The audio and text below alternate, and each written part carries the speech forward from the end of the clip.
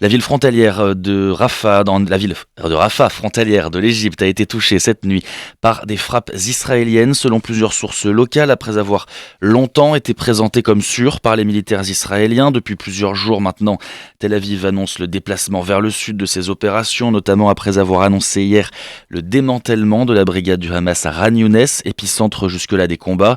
Au total, près d'1,3 million personnes sont réfugiées à Rafah, bloquées entre le feu israélien et la frontière égyptienne que le Caire maintient fermée. Dans cet enfer, les premières victimes sont les enfants. Ils seraient environ 17 000 non accompagnés ou séparés de leur famille, selon un chiffre publié par l'UNICEF.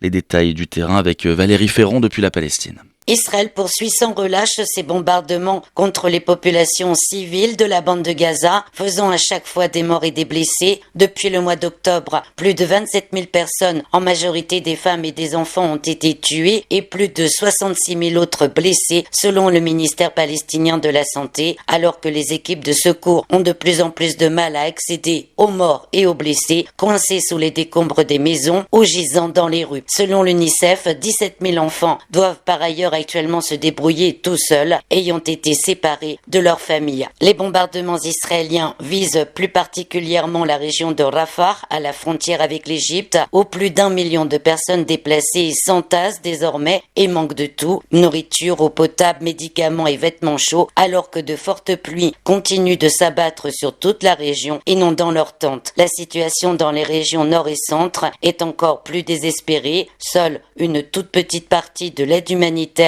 qu'Israël laisse toujours entrer au compte-gouttes parvient dans ces régions où la famine se propage. En Palestine, Valérie Ferron pour Midi.